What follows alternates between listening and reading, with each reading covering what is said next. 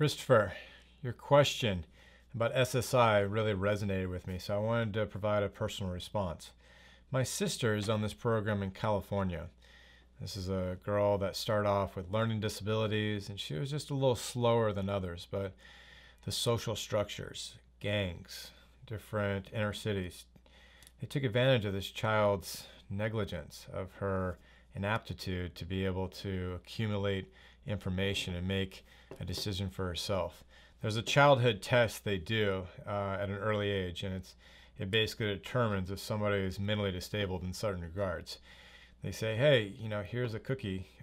Don't eat this, and I'll come back in an hour, and I'll give you two.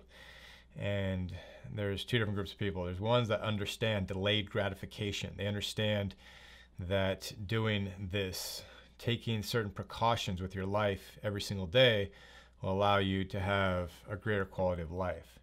My sister is, at a DNA structural level, is impulsive, and she isn't able to go through society without making certain decisions that are horrible for her health. That includes drug abuse, eating overdoses, attention grabbing events. I mean, every single thing is a real challenge. After my mother passed, due to so much pharma fraud and the doctor's monetization of the destruction of my mom's ailment, just like millions of other Americans, I took my sister in, and our life was boring. That's what she said. And she ran away on a $20 bus ticket. But SSI was able to provide her living, food, clothes. And even though what they pay in California is very similar to West Virginia, I can't imagine what her life would be like without it. I mean, this is already a girl that's had 10 years of drug abuse, homelessness, so many different horrible, horrible things. I mean, being raped, being part of drug deals. I mean, just the most unimaginable things. I mean, unimaginable things. We've had tattoos removed, and we've done whatever she can to help her. And we'll have these different months where we start having progress. But getting to your point is that, I understand at a deep, deep level the daily struggles of trying to live off a certain income that is unbelievably low. I mean, like you're trying to scrape out every single quarter each month to be able to provide any type of comfort. And I also understand that there's a lot of fraud, and there's a lot of people that take advantage of these programs. That it bothers me at a fundamental level. Like with my sister's situation in California, there's people that sign up for these SSI housing. And so they would have this rundown house, and they'd throw 5-6 kids in there to collect their $400 or $500 a month from the state.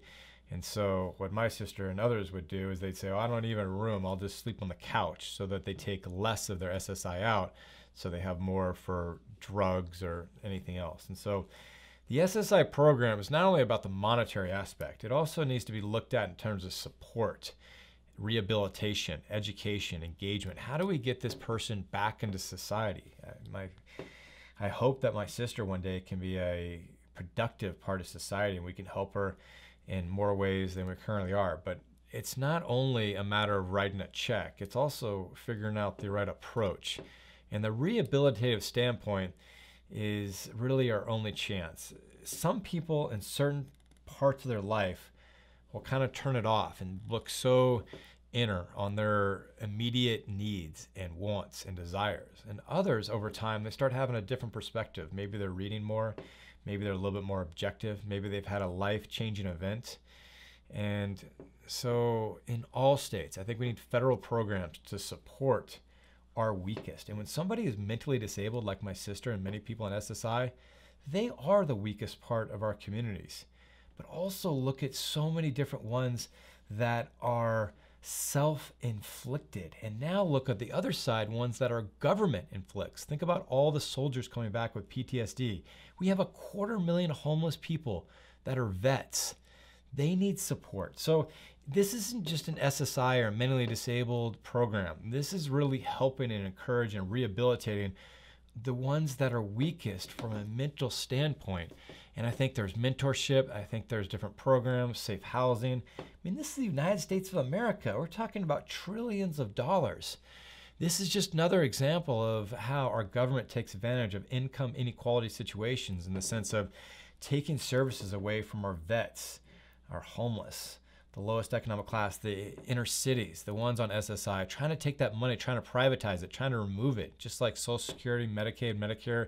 There's always a tax on these programs. We must realize that these tax cuts to the billionaires, these oil and gas subsidies, every single thing is a business, whether it's from in the incarceration, that $300 to $400 million in profit is going to companies that are locking people in cages. If it looks at the ag tech, that's simply just, consistent pesticide, GMO-filled containers of poison in many regards. I mean, you got to think about every single aspect of society is just being monetized. And I fear that taking care of our weakest, taking care of the people that need it, is now becoming a business.